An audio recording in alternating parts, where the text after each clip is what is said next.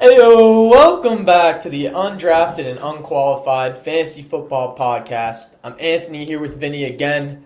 Special thing for you guys this week. We're doing two episodes, so we're about to record them back to back. Actually, one will be released later than the other, but we're doing our bust picks and our sleeper picks. We had the values last week. So we'll go over kind of what that means for us a little bit when we get into it. We're going to do no news this week. We're just going to kind of hop into it. A lot of it is like injury related or, oh, this guy's doing well at OTAs, kind of all that camp buzz. So we're just going to kind of ignore that for the time being and get through our picks here and we'll have some fun with that. Vinny, anything to add or should we just... Yeah, no, I mean, I think the only thing to add, and you were probably going to say it, but I think these episodes are fun because this is the first time that we get, since it's our second time around now doing these, we get to look back on how we did last year. So I think it's, another year to kind of learn. I think maybe both of us tried to like go against the grain in some cases, like everyone has their consensus bus. You see them all over Twitter.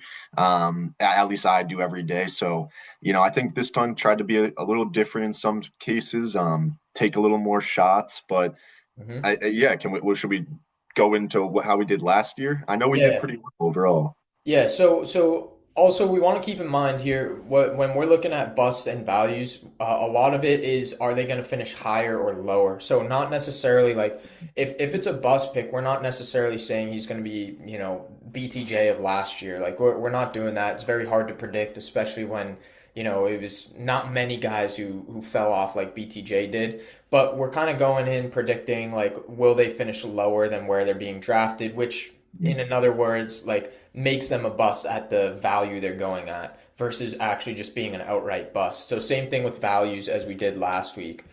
So that's just one thing I want to point out first. So looking at last year as a whole, we went 7 for 8 on the bust picks. And going through it, like I had Mahomes. Was he an outright bust? No, not by any means. He started the year very well, but he was going at the QB 6, and then he missed 2 to 3 games at the end of the year. Finished at QB 11. So I'm taking that one as a W, right? That's kind of how we're doing our bust picks. Roma Dunze. I said he was going to be a bust. He actually did finish lower than where he was going at wide receiver 31. So that's another one we'll chalk out as a W. Mark Andrews finished lower than tight end 9. Vinny went 4 for 4. Baker finished well below QB 7. Joe Mixon didn't even play. So that was a great bust pick. Terry McLaurin, wide receiver 15, finished well below that. And Jonnu Smith ended up getting traded after this. He was the tight end 8 at this point with the Dolphins still, and he finished well below that with the Steelers. So 7 of 8 for us, right? And again, like Mahomes wasn't an outright bust. Roma Dunze wasn't an outright bust, but we're taking the W's on those for them finishing lower than where they're being drafted, and that's how we're kind of doing these picks here. Yeah, I think you could describe it as like an ADP bust. Like you said, it doesn't mean that like these guys are undraftable, that like they could have a good season and still finish below their ADP. I think it just means that like these are names that we're kind of seeing like we're skeptical of at this point in their ADP. For sure, yeah. So again, similar to the values, our bus picks requirements have to be it has to be a QB in the top 20, an RB and a wide receiver in the top 36, and a top 15 tight end.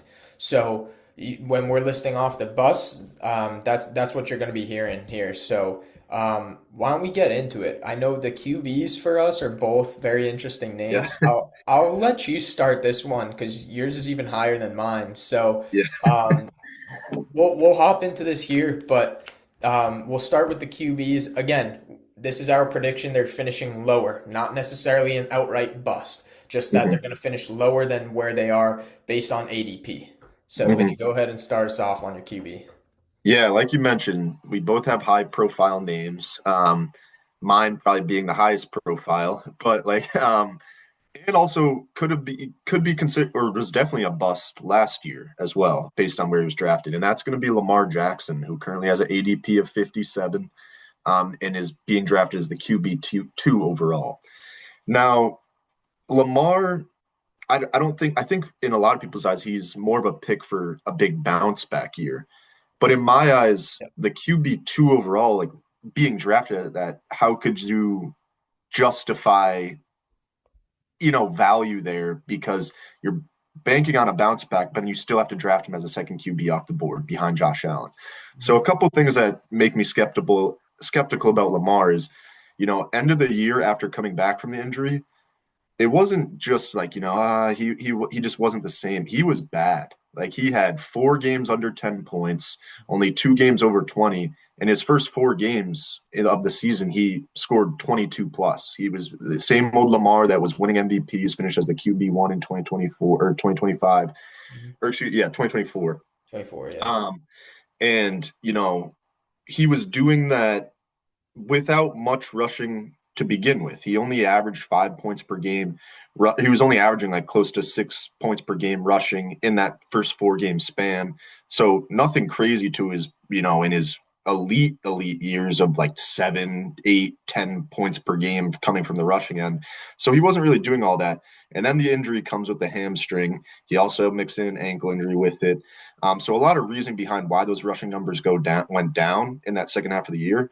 But the fact of the matter is that they went down, and it's been a steady decrease over his career where the rushing just is still a component of his game, but it's no longer that like fantasy difference maker, I don't think, where it carries him to a QB1 overall finish. I think it's gotten to a point where he has to rely a lot more on his passing in terms of fantasy. I think he could still be a difference maker in the rushing game, and he's still an elite QB in the NFL. But in terms of fantasy, that rushing decline to me no longer justifies a QB2 overall. Um, so not only was the end of the year really bad for him, he finished as the QB20 overall.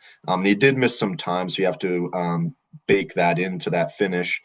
But I think the biggest part of the year or biggest part of the offseason that matters for Lamar is John Harbaugh is no longer the coach. And I think this is a thing that a lot of people aren't really talking about. And it's also surprised me that he's still the QB2 drafted overall. Um, Harbaugh was with Lamar his whole career. He's been Lamar's coach his whole career. Um, Offensive minded. I think you can relay a lot of the success that Lamar had in the development to Harbaugh. He wasn't he was the Heisman coming out, but he was the late first round pick. A lot of development went into the player he's become. And now Jesse Minter comes in, defensive minded head coach. The OC is the former OC of the Bears. So it's a new scheme. It's a new kind of coaching staff that I'm not convinced Lamar will just immediately jump into and be the same player that he's always been. Plus, when you bake in the injuries, plus when you bake in the decrease in rushing, it just doesn't feel like he should just be drafted as the same old Lamar, and that's what he's currently going as. So, in terms of like how we describe the bust, this profile kind of fits it perfectly in my mind because it's Lamar Jackson. He still will be drafted high. He still, deserves to be drafted high because of what he's done. But the QB2 overall feels way too high for me. And it feels like an easy opportunity to kind of predict that he'll finish well below this. And also the players that there's a player QBs every year that jump into that tier. Jackson Dart being one of them that I think we both believe in, and we talked about in our value episode. But there's multiple other guys that can jump into that tier as well. And I just think with all these things going on for Lamar, including injuries and the rushing, it just feels too high right now to me. Even I wouldn't even think about drafting him at where he's going right now. Yeah. No, I like it a lot. I think for me, I don't know who to take beyond like Josh Allen, Drake May is very clearly my top Yep. two, and then like ranking from there gets very difficult. And we've talked about how deep the QB class is this year, Yep. so we'll have to work on those rankings a lot. But where would you put Lamar? Do you think like how many guys off the top of your head are you like I would definitely take him over Lamar? Yeah, let me see. I know we were talking about it. I don't know if we were still recording, but we were talking about it at the end of, or last time we recorded. Mhm. Um, I know, if I would take Burrow over Lamar, um, I would take Drake May over Lamar. I changed my tune on that a little bit. I think I was on the Yeah. opposite, but after thinking about this and making this pick, I would take Drake May. Um, I think I would take it is tough. 'Cause like I said, this isn't like a major, but like off of look, I would probably take hmm. I like Jaden Daniels to have a bounce back. I just don't know if I could take him over Lamar. Yeah. But it's that would be the tier where it gets very close for me. Yeah, those are the tough ones for me right there. Lamar, Jaden Daniels, Jalen Hurts, even. I think those are tough. I Yep. mean, I pulled up his finishes, right? 4 of 8 years in his career for Lamar. He's only finished as a top 10 QB and top 10 4 of the 8 times. Hmm. Twice he's finished as the QB1 overall, right, with insane seasons. And then Yep. his next best year was four.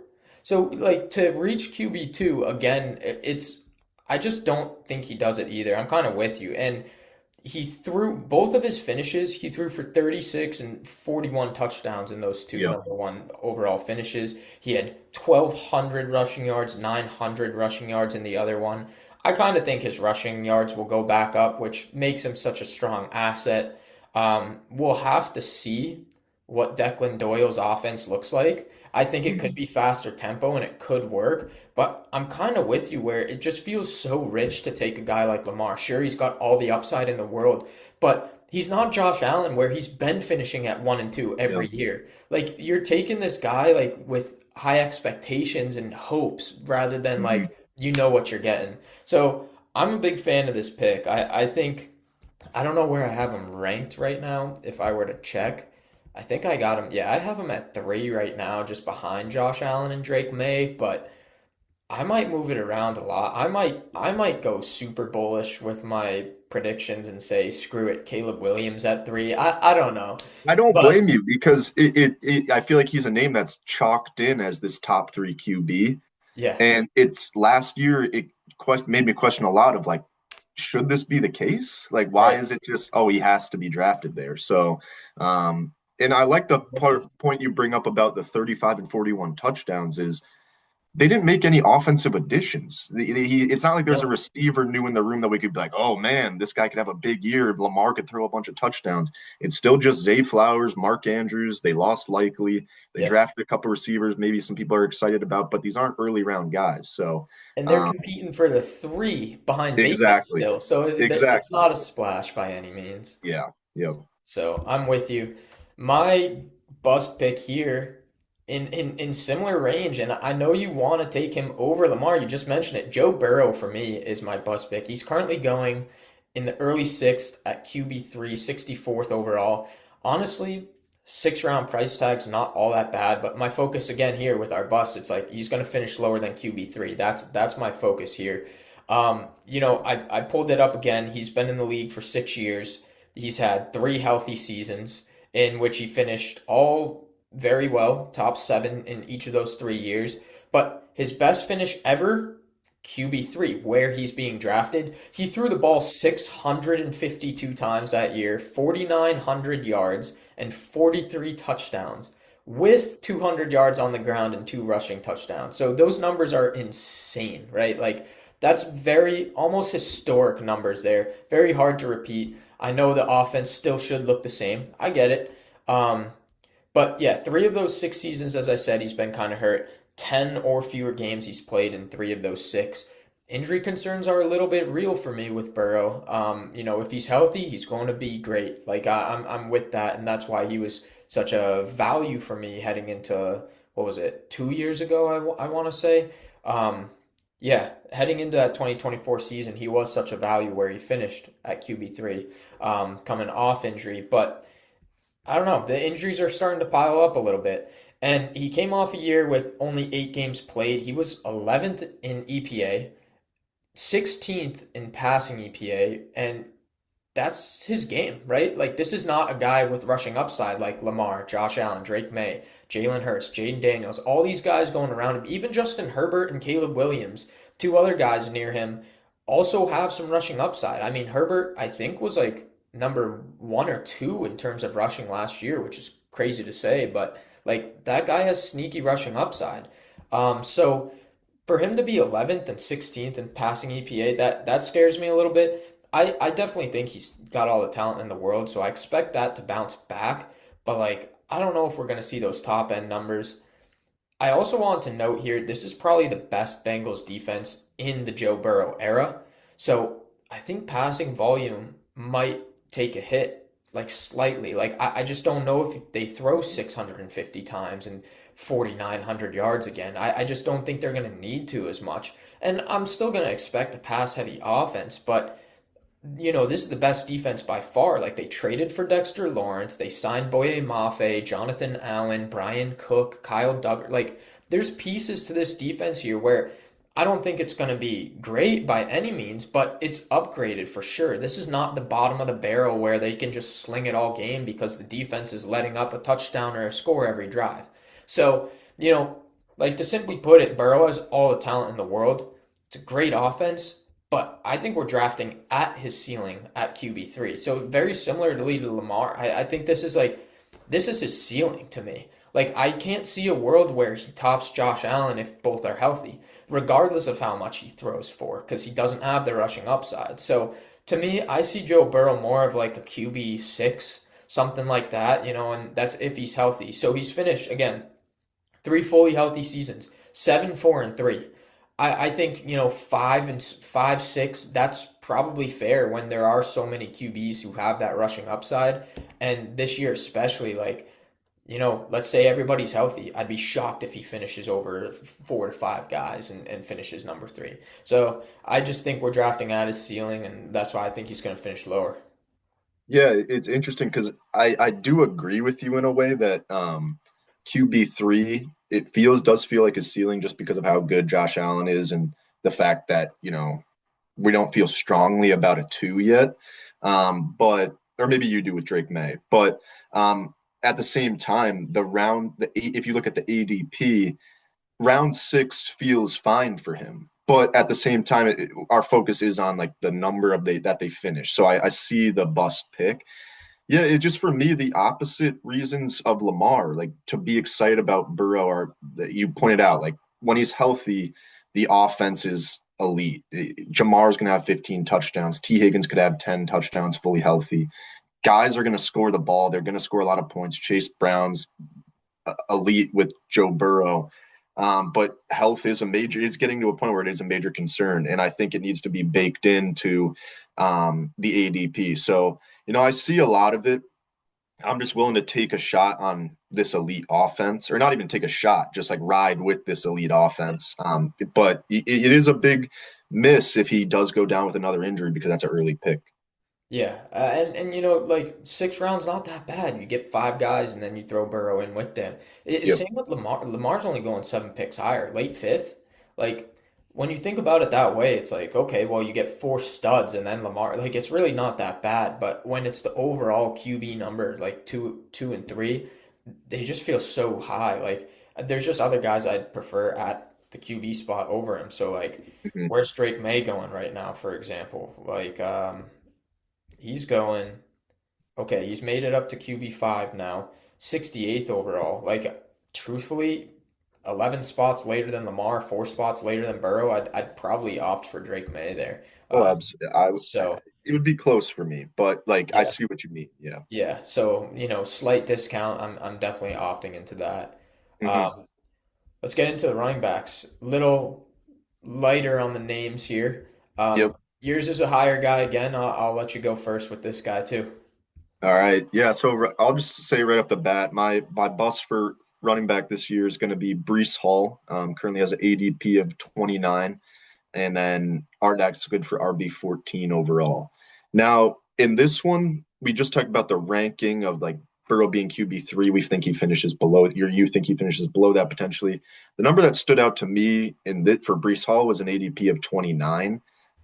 That's in like the early third round or mid third round about in a 12-team league. Um, RB 14, the number doesn't stick out like that. Feels like an okay spot where he could finish. I still think he finishes lower, but the ADP just in the middle of the third round feels high for me. Um, I was kind of thinking about the reasons why, and I think potentially him getting paid this offseason goes into it. A lot of people like view that as a belief in the player, and in that, and rightfully so. I think we all view that as like the team believes in them. unfortunately, in Brees Hall's case, the team that believes in him is the Jets. And I don't even know if they genuinely believe in him. I just think they had to do something and they had to bring in tickets, and signing Brees Hall, extending Brees Hall is a way to do that because he is a fun player to watch when he's going. But it's interesting because Brees had the most carries of his career last year, which I was surprised to see because this is a player with an RB4 overall finish. And a lot that went into that RB4 overall finish was his receiving games. He had half the targets he did in that season, in that RB4 overall season. So that's a big, asterisk next to it. But I was surprised to see that he had almost 30 more carries than he did in that season. And this is the first season he ever topped 1,000 yards. And that was still only good for the RB, what was it, 18 overall finish last year, Yeah, 17? you're looking at half PPR. He finished at RB2 overall in PPR one that year, Did he? and Yeah.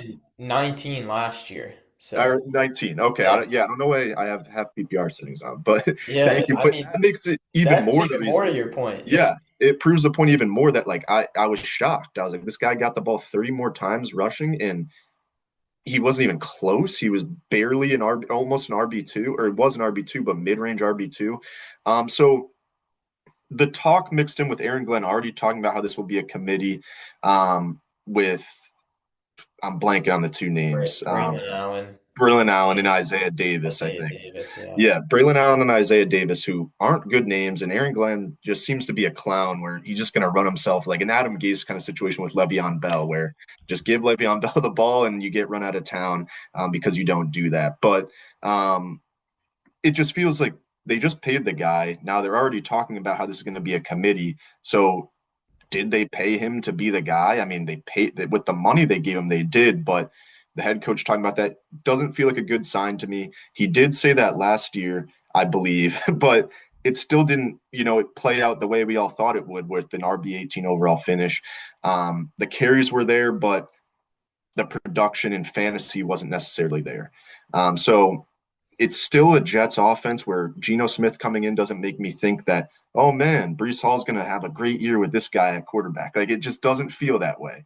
And so with the ADP of being RB14 overall in his last season, he finished as RB, you just said 18, correct? Or 20? 19. Yeah, Or 19.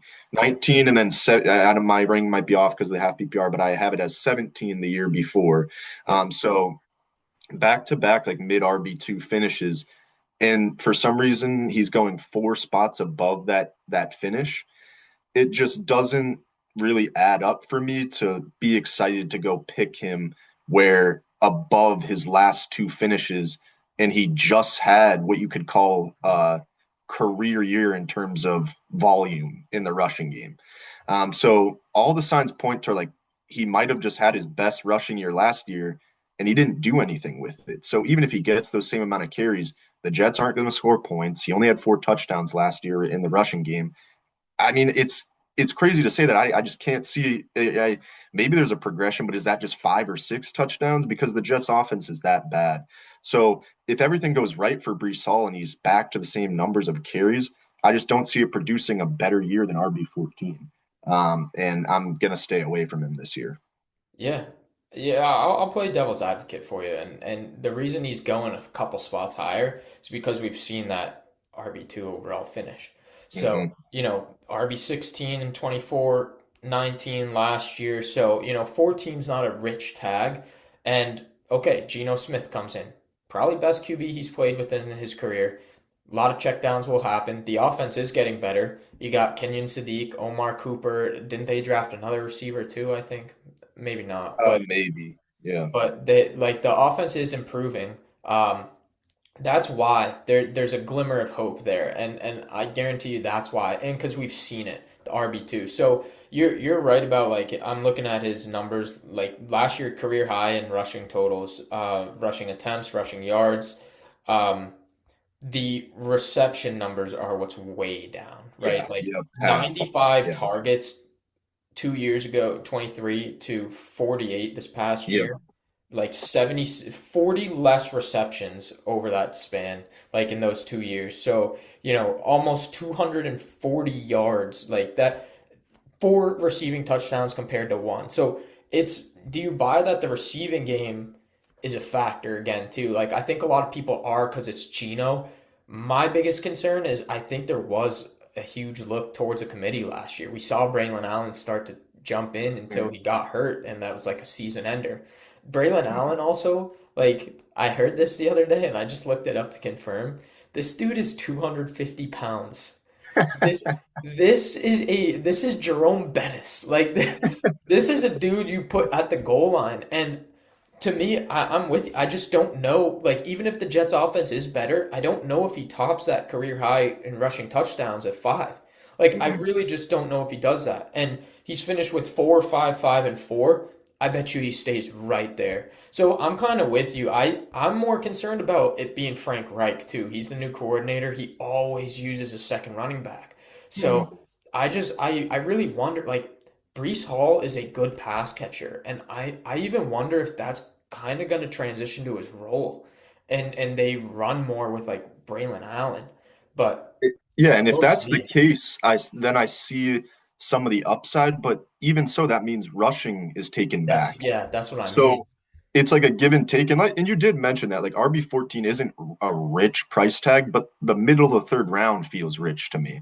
And especially for a player that doesn't, like, I don't see the same upside that other people do. Yeah. So like I don't see him finishing as a top 10 RB. I can't imagine that. So maybe it's just my own like person. But one crazy thing is I feel bad for Brees Hall. You mentioned that Geno Smith could be the best quarterback he's played with in his career. Yeah. That's a crazy statement, and it might be true. I think It's you got to give Aaron Rodgers that or did he even play? Yeah, he played with he Rodgers one played, year. but he wasn't. Yeah. I mean, So I think it's the same argument for Garrett Wilson too, but yeah, yeah, Um, yeah, but I think that's why like I'm so polarized with like both of those sides where it's like I could see the upside, I could see the hope, but at the same time, like I don't know. mhm, So yep, honestly, I think the price tag's just okay, but I'm with you. That early third, that's rich, man. Like mhm, let's just go look at some of the other running backs real quick, and then I'll hop into mine. Like guys going right behind him, Kyron. I'd prefer Kyron.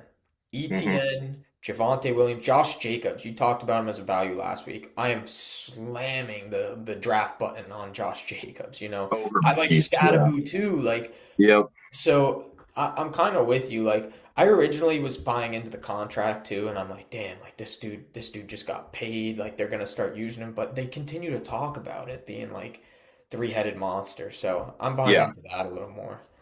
And even the spots around him of Jeremiah Love and Derrick Henry, I mean, you wouldn't even question it. And Jeremiah, so like he's going right behind those guys, and then I mentioned you guys after.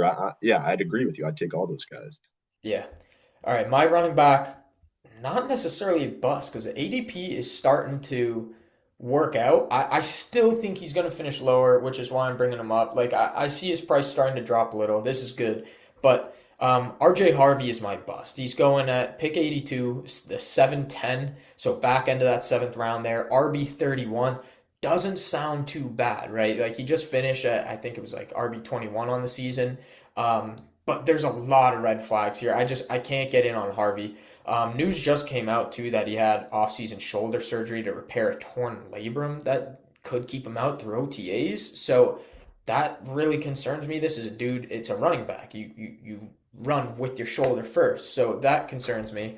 Dobbins re-signed after reportedly getting an offer from Jacksonville. That also came out the other day. That even further tells me that they want him to get the work. And he was very, very efficient as a rusher last year. Lots of offseason buzz to bring in a running back. They brought back Dobbins. Okay, not a crazy name. It's not Ken Walker or ETN. I get that. But they drafted Jonah Coleman in the draft. It was like, oh, it's a fourth round pick. Who cares? That was their second pick. That was the Broncos' second pick in this draft. Like, who knows how high they had him tagged? You know what I mean? So this was their second pick. I think we have to view it a little differently than just being a fourth rounder. So maybe he goes in the third if they had two picks prior to the fourth round. So I think that says a lot to me. There's been buzz around Coleman too, looking good, and I personally liked Jonah Coleman in college. When we were doing the very minimal scouting, as I said, but these are the numbers that concern me the most, right? So I looked into a lot of stats. Out of 49 running backs with over 100 rushes last season, Harvey was 42nd out of 49 in yards per carry, 36th out of 49 in yards after contact, 42nd in total EPA, 46th in EPA per rush, 40th in success percentage, 48th in explosive rate, and 42nd in first down percentage. Like, these numbers are bad. Like, he just was not effective.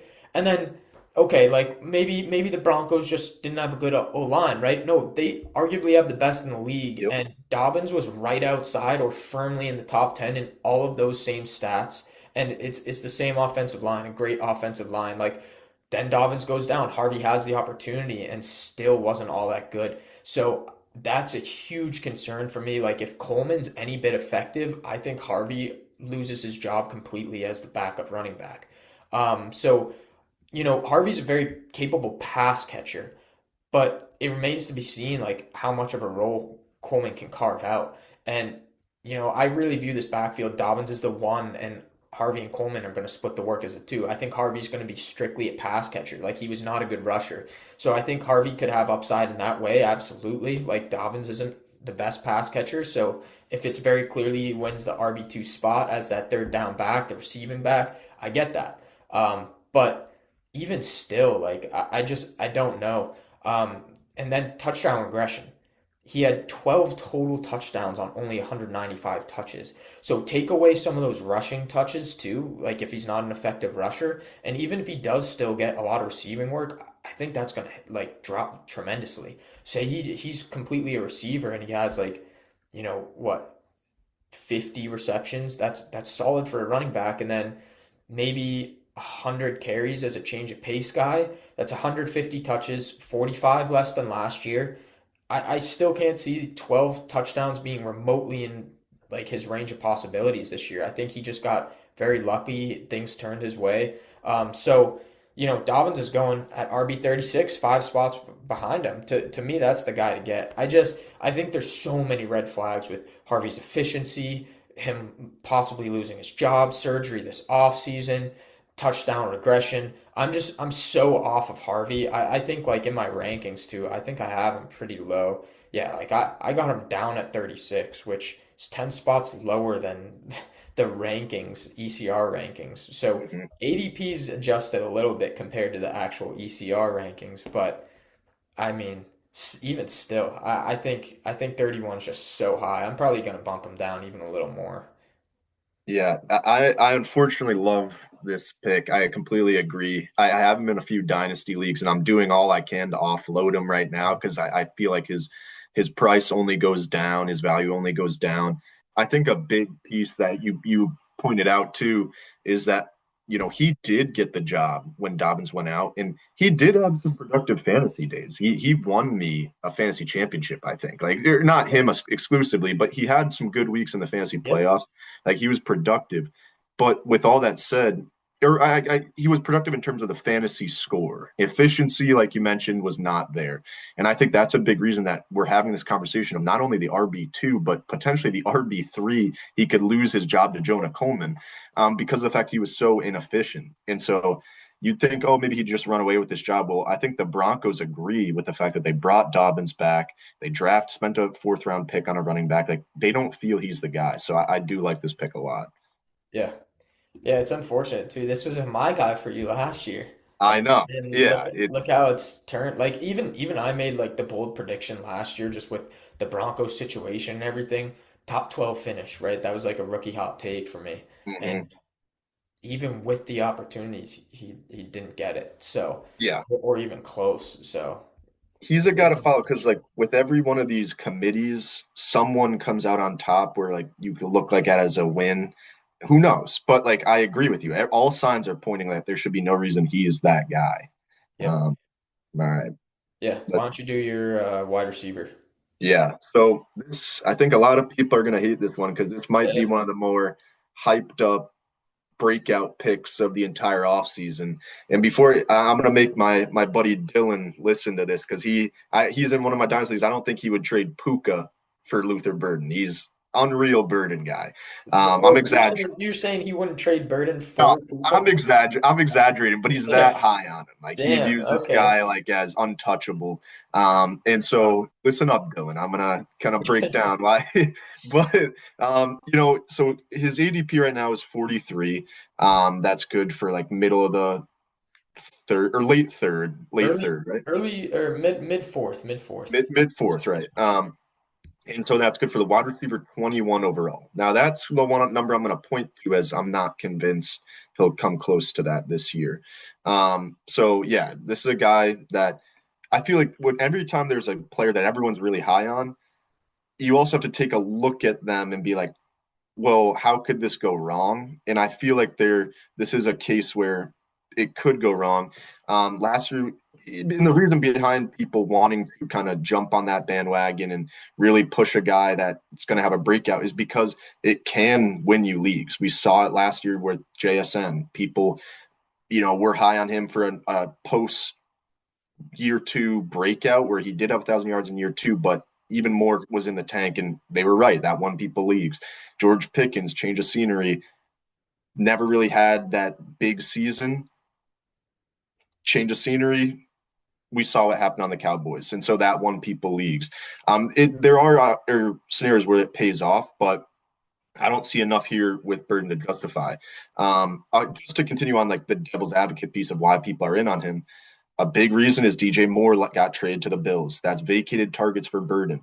Now, to play devil's advocate with that, yeah, sure, it's vacated targets. I don't know the exact number of targets Moore had last year. I know it was a down year for him overall, so I don't think it's crazy amount of targets. But with that said, Odunze's still there. We saw what Odunze did that first 8 or so weeks, 6, 7 weeks of the season. He was wide receiver one on that team by far. It wasn't even close. Burden was just getting going. He was barely on the field to start those first weeks of the season. So Odunze was a wide receiver one, and he was a wide receiver one overall in fantasy during that time period. So he showed what he was capable of during that time. There's still targets going to that guy. Now, the big piece here of the vacated targets argument is Loveland really didn't break out until that latter part of the year and the playoffs.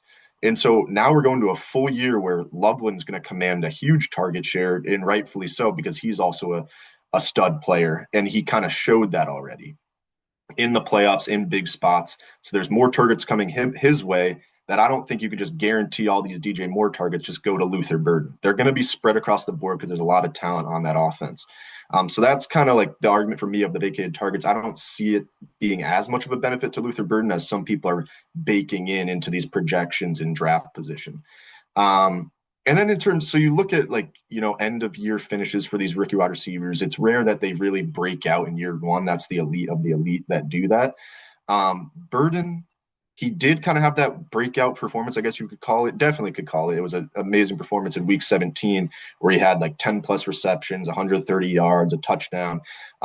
Really big week that was good for the wide receiver one overall. Aside from that week, there wasn't even really a performance you can look to. And not only just a performance snap share, you really couldn't look to, 75% of his games, he had below a 50% snap share. Now, again, you could argue the other side of like, well, when he gets a bigger snap share, all those numbers will go up. Sure, you could say that, but it feels like a big time prediction to just say these numbers will go up and that like it's going to be elite level numbers because that's where he's being drafted at. He's being drafted around elite talent that has proven it already. And I'll get to those names in a second. But aside from that week 17 performance, he only had 2 double-digit performances in fantasy.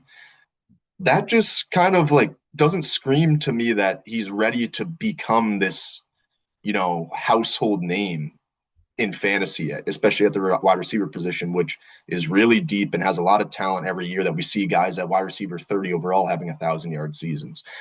So it's hard to really push into that next tier of receiver talent. And I'm not sure if he's there yet. Now I'm just going to as I wrap up, I'm going to go to some names around him currently that I'd prefer to have. Let me pull it up. So I think the big one is that just to point out first is that Luther Burden, I said was going at wide receiver 21. his teammate his teammate Rome Odunze is going, what is it, 8 spots behind him, and almost 3.5 rounds later.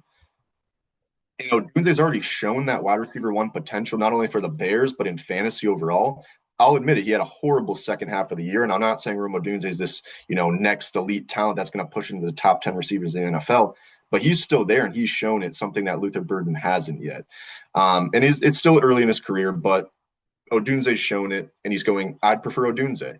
And then around there, we have Terry McLaurin, Jalen Waddle, Jamison Williams, right before him, Emeka Ibuka, or Royal McMillan, Lad McConkey. I'd rather have all these guys. And that's, I could even go down further. I would rather have Devontae Adams. I wouldn't rather have DJ Moore, probably not Christian Watson. I think I would take Mike Evans. It's just the names around there are people that have done it. There's no risk in taking it. And so I feel like if Luther Burden was going around the 6th round, potentially, I could get more on the hype train and be like, oh, yeah, this is amazing value. But I feel like his ranking of where people think he's going to finish is being baked into his current ADP. And that's when, in my mind, it kind of turns into more of a bust than value potential of a breakout season. Mhm. Yeah, I think this will be a fun conversation we'll have all off season because I'm in on Burden. I Yep. think um, there's a couple of things, right? Like Rome's also he's only going a round and a half later, um, so he's not going Oh, crazy. wait, did I? Really? Yeah, he's going at pick 60 versus 43. It's like Oh, 17 geez. picks, Okay. Yeah, yeah, round and yeah. a half. Not 3.5. No, but yeah. So my biggest concern, I am penciling in. I think the offense changed once Roma Dunze got hurt, and he's now saying his foot will never be the same. I don't think we should completely write off Rome like a lot of people are, but because I'm in on the Bears as a whole, but I think it's these three guys, and to me, I think Rome is now going to be the third option. DJ Moore's gone, only 85 vacated targets, but I think we can pencil in Luther Burden to be in these two wide receiver sets now. I can't see Hmm. anybody taking over, which means that snap share goes up. So I think that snap share goes up. I think Loveland is going to be the one in this offense. I think Burden's too. And the big comparison, like Ben Johnson's like, I'm buying Luther Burden stock right now. The big comparison is because a lot of these times, these late season breakouts, transition into something that's actually lasts. You look at Amon-Ra St. Brown, for example, that's who he's being compared to a lot. And his stats, like the yards per route run, targets per route run, that's what everybody is talking about with Burden. Those are elite numbers, and that can sometimes lead to that breakout. So I'm in on Burden. I mean, with only 58 snaps in week 17, he went 8 for 138 and a touchdown. I think he will score more than 2 receiving touchdowns this year. So the opportunity is there. I mean, you look at week 15 with only 39% of snaps, he still went 6 for 84.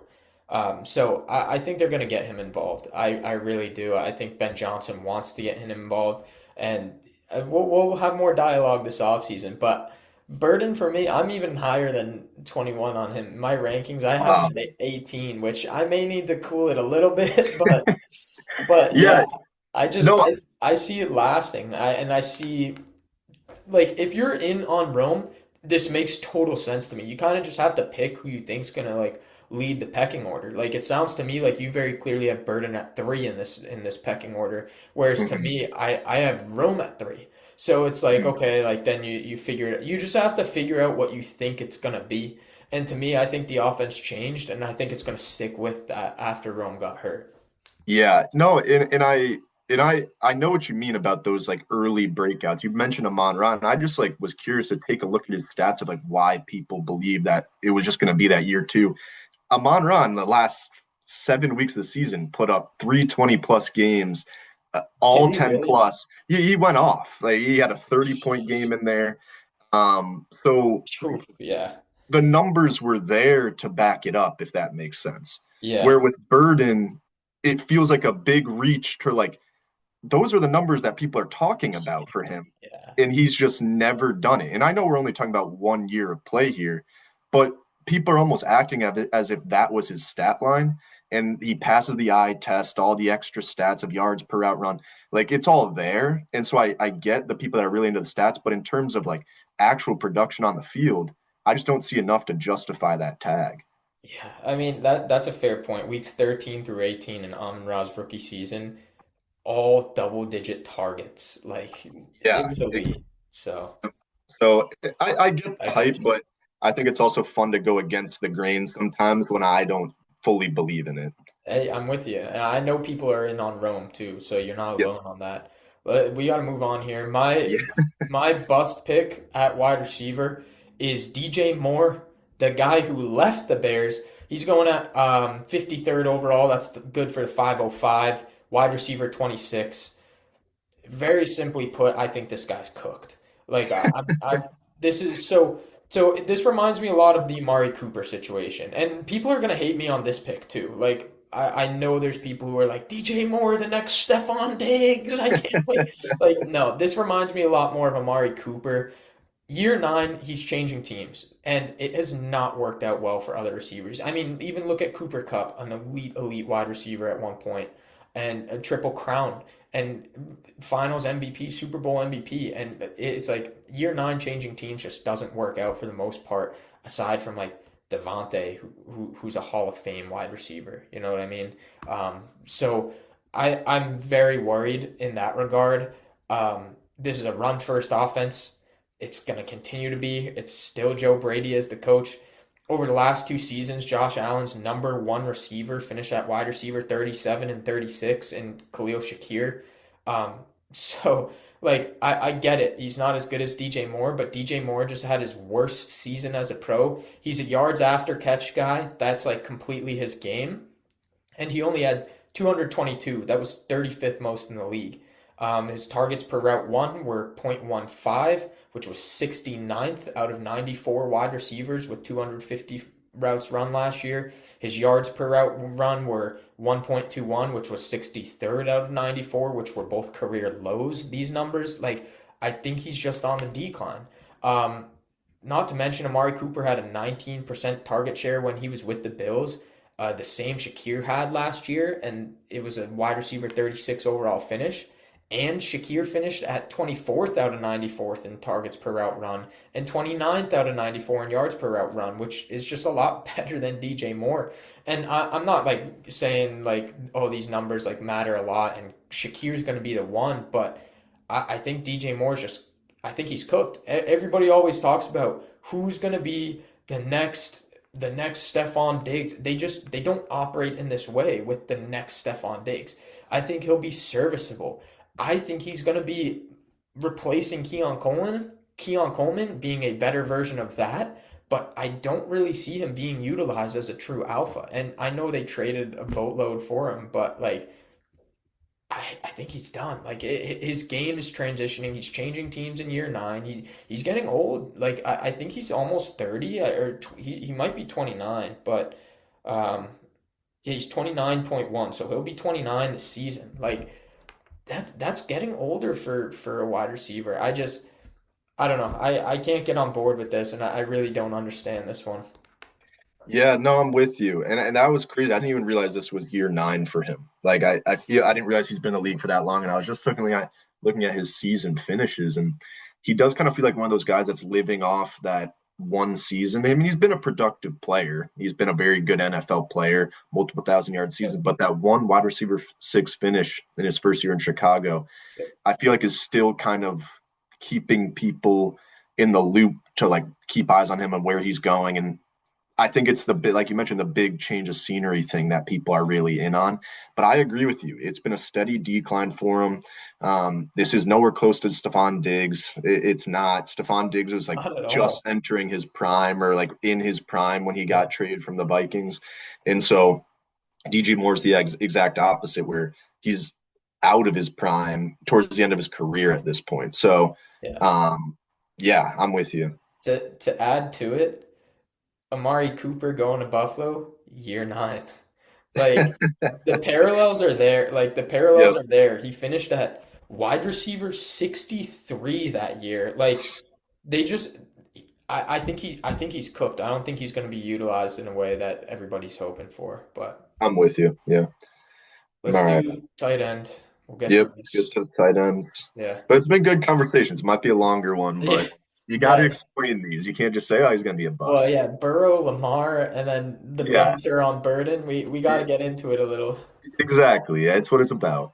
All right, so I'll get into my tight end, and this should be a quick one because it's not necessarily this guy. I don't think I love this player. I just think it's the situation. My tight end is going to be Harold Fannin, who's currently going at an ADP of 97, tight end six. Now, the discrepancy between tight end six and an ADP of 97 is like big. I feel like an ADP of 97 is not bad at all for Fannin. I don't I think I could be intrigued to draft him. I just don't know about the tight end six number this year again. So Finnan had an incredible year. Like I said, this is a great player. He was incredible. And I think he finished as the 3 or 4 tight end overall.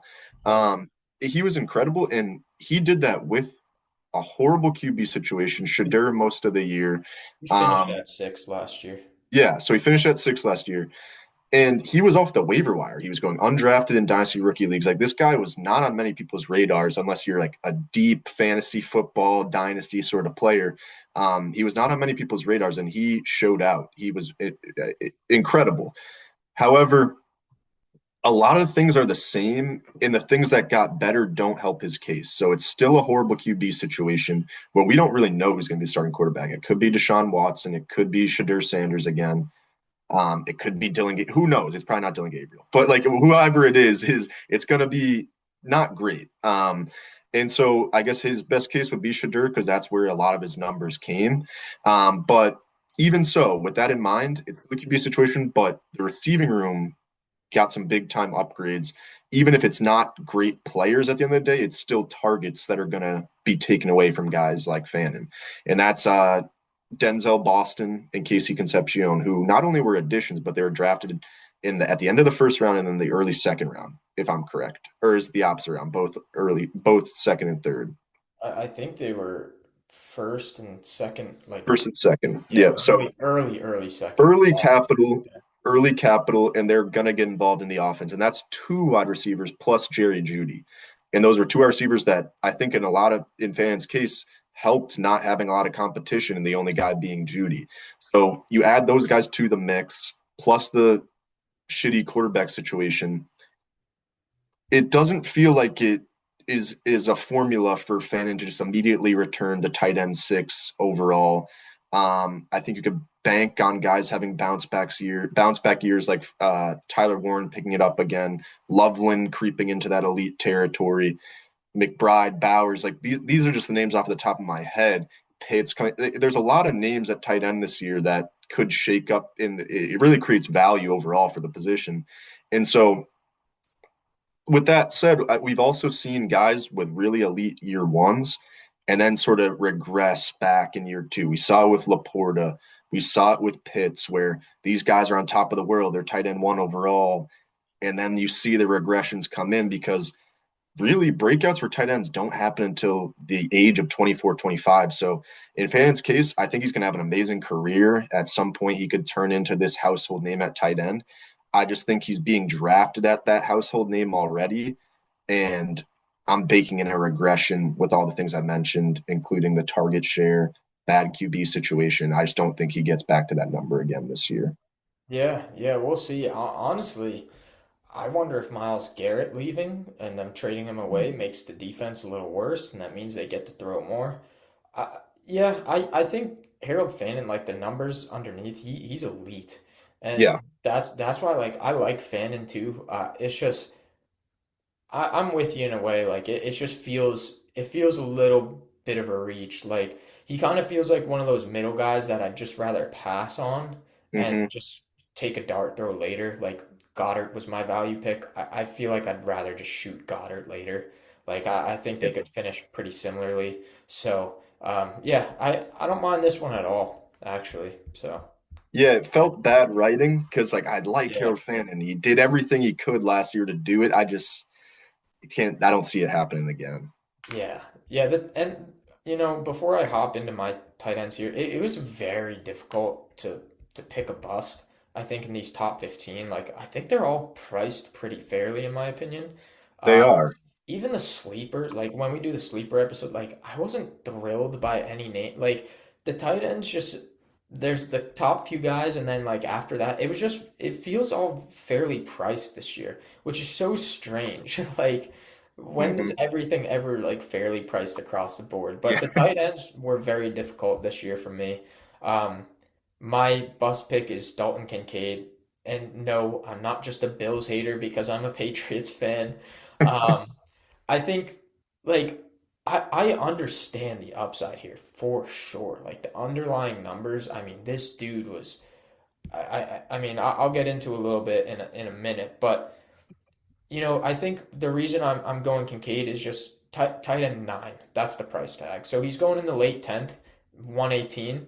I don't mind that spot, but tight end 9, like that's high to me. Um, and I'll start with the fact Kincaid's never finished higher than tight end 11, and he finished at tight end 20 last year.